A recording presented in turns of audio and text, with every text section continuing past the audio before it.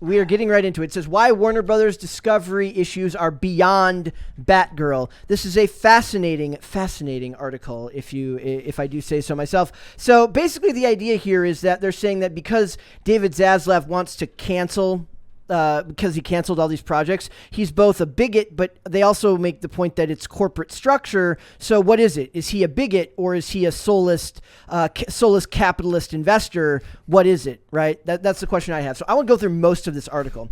So we've got everything going. In fact, Shane, I took your name off there. I'm going to put your name back on Handsome, there. but Ghost. Handsome but cursed ghost. Please. Handsome but cursed ghost. I'm putting it back on there. Handsome but cursed fear, ghost, Brett. Have no fear. Have no fear. Brett is like, stop Editing talking to me. this episode's going to be a nightmare.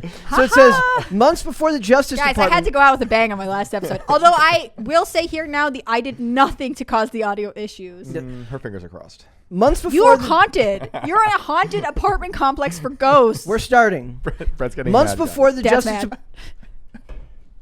Months before the Justice Department blessed the $43 billion Warner Brothers Discovery merger, 30 members of Congress warned the agency in a letter that the resulting competition vacuum could allow the newly formed giant to ignore what consumers want. Among the antitrust concerns they pressed was that it could dampen diverse and inclusive programming, which has become common criticism after Warner Brothers Discovery canned its $90 million HBO Max Batgirl film. And here's the funny part. This studio is $55 billion in debt. And in the last, since he took over, 4 weeks ago, they've created about $852 million in write-offs through canceling programs. Do you believe, and I'm just going to get to my point initially, do you believe that your identity markers are worth $1 billion?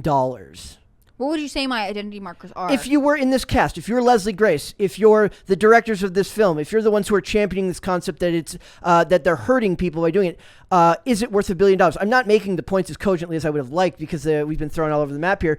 But basically, they fear that their combined market power between Discovery Plus, and Warner Brothers Media is going to prevent stuff like this from getting made. I push back on that. So it says there's no indication with Batgirl that they'll shop around. They can't do that. They're not going to shop that around. It says Democratic rep, it's a Joaquin Castro. Why?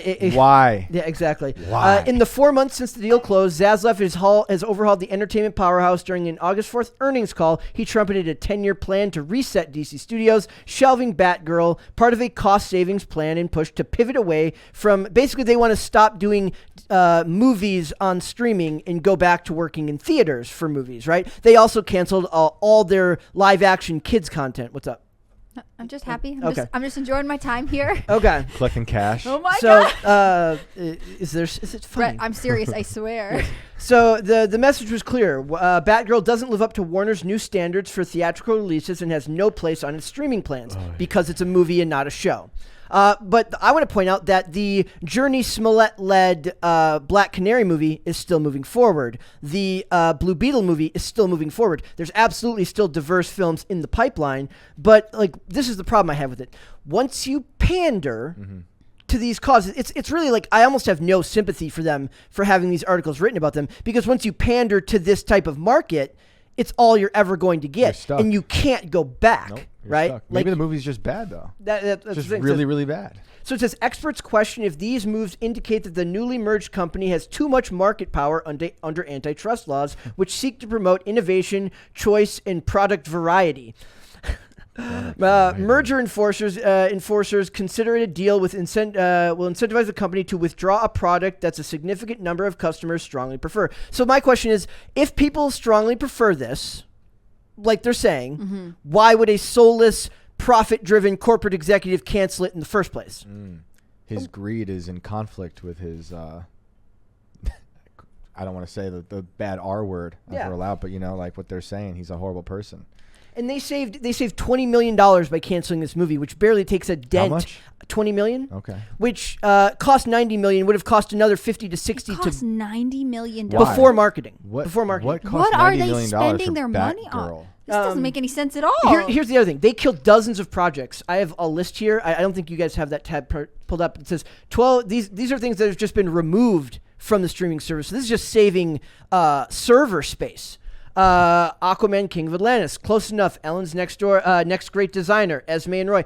It's not just underrepresented groups that are getting canned here, but that's what they want you to believe. Yeah. I think part of this is, do you think that if they thought they could have made money off of this, or that enough people would have watched it, they would have never made any. How do you even how do you judge that when it's on a streaming platform and there's no ticket sales? Yeah.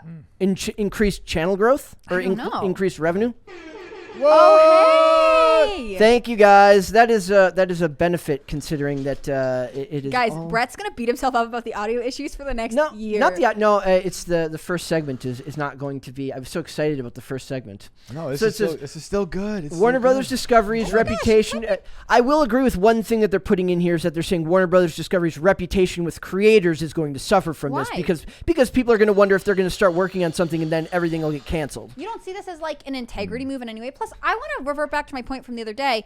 If you are a writer in Hollywood, I am sure that you have had more things get thrown out than ever make it this far into production. Right. This is kind of how it works. Right. We are hearing like a strange version of this. Like it is unusual for them to pour, I guess, $90 million, which already seems insane to me, into a movie and then cancel it. But like, that should tell you that they really did not think it would do, not even like okay. Mm-hmm. They thought it would do so badly it would be bad for other projects they have in the pipeline. Like, this is actually a strange move of integrity, and everyone who tells you that it's because of diversity, they're being mean, they're being bad. Like, it's false. They're not looking at the big picture. But they deserve this because they've pandered to this narrative that you need to do things this way rather than just making movies a good way. The show Gordita Chronicles, which they're talking about here, their issue here is that it's a family friendly show that also happens to be Latino led, and if there is one group that's underrepresented in Hollywood, it's absolutely the Latino population. Like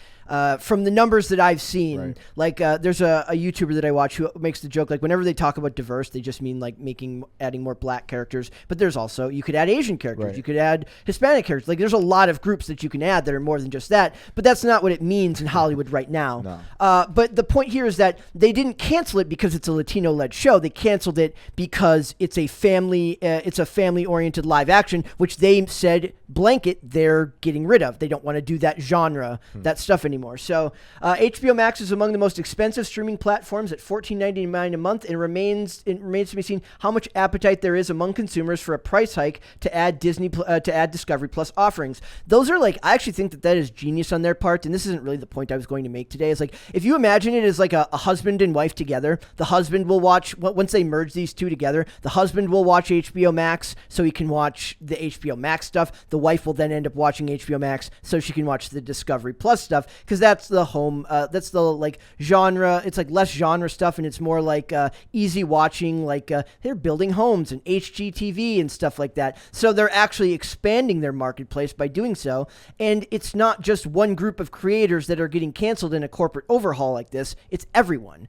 But everyone now, because they pandered to this call, to this type of push in society, that they're going to be held as if they're doing something wrong. Yeah, they must do something really bad with it. They're probably thinking of like Birds of Prey, how that did. Yeah, and that movie, there's a sequel.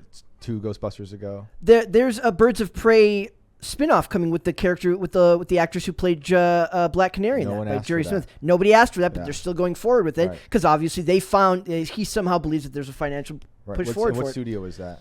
That's Warner Brothers. That's Warner Brothers as well. So also I want to know is like, is it who does he have more of a responsibility to? Is it his fiscal duty as CEO to pare down the costs, i.e. the shareholder, or does he have some type of responsibility to the call for diversity, equity, and inclusion from activists? Who's more important? Depends who you ask. Who is more I would important? Say it's the first one. Who is more important to David Zaslav? The people, his shareholders, or activists, or the Hollywood Reporter? Well, it depends how much of a spine he has. Right, and like activism doesn't always pay. Like, most activism is effective because they have some huge multi-millionaire backer who's funding them. In this case, there is not enough investment to turn the tide, and the public is not so interested in whether it be the diversity angle or the genre angle, a family oriented action movie or whatever Home it is. genre-doms, they call it. Yeah, like either way, this is a losing gamble, and the studio saw it, and I actually think it's good that they pulled it, and I don't think it's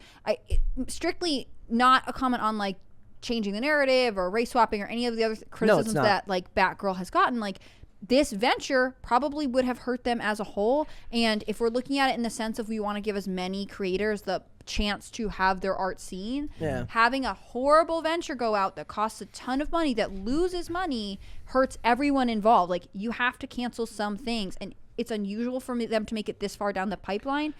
And it did. That's all there is to it. He inherited a company. He took over as CEO as a company that's $55 billion in debt, and has to find a way to start making that up very, very quickly. But now I read this article. It says, Batgirl's cancellation means 3 important firsts will not see the light of day. Batgirl and Afro-Latina representation. Batgirl featured a key LGBTQ plus comic book character.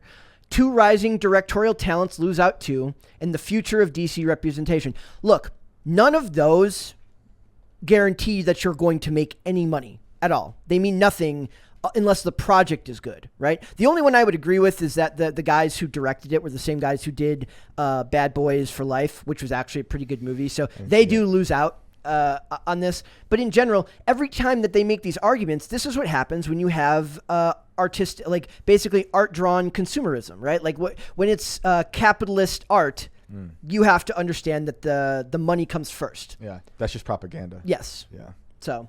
yeah, I had more I wanted to say, but I don't really... Can we go back to that Hollywood Reporter real quick? Because my favorite part was towards the end, the paragraph that starts with HBO Max's offerings have been as well known for their cultural diversity as for the quality and ambition. Later on in that paragraph, this quote happens. Say you were a fast food restaurant and you have a really popular menu item. When you're bought by another company, would you get rid of the item? I just love that they're comparing these people to food. Yeah. Again, it's very Jill Biden-esque, comparing people to tacos. Like, it's insane to me that that's what they think of. Also, why is Joaquin Castro talking about? Did I miss that in the article? Like, why is he involved? Is it because of the antitrust thing? Because they had like a bunch of politicians to talk about this. Like, it's so disgusting to me. Yep. So it says, in addition to the content itself, another indicator of whether Warner Bros. Discovery is running afoul of the merger guidelines is what newly merged entity ends up charging for a combined HBO Max Discovery Plus service when it launches in 2023. Under antitrust law, an acquisition's effects on price is the heaviest factor in weighing merger. It's this is also funny because they just put HBO Max on sale today. Like, there's like an offer going on right now to get it for like $30 cheaper. And then they have an article written about that, about like laughing. It's like really snarky. Like, oh, I thought HBO Max was doing so good. So pick your You can do nothing choice. Right in this ecosystem. You cannot. You can do nothing. You'll always fail by these standards. And maybe that's the overall conclusion to make here. It's not whether it's right to cancel it. It's not whether it's wrong to cancel it. It's that no matter what, you're always wrong to them. There's no moral center to any of this stuff. Thanks for watching this clip, guys. If you want to see full episodes or follow us on social media, links are in the description below. Bye.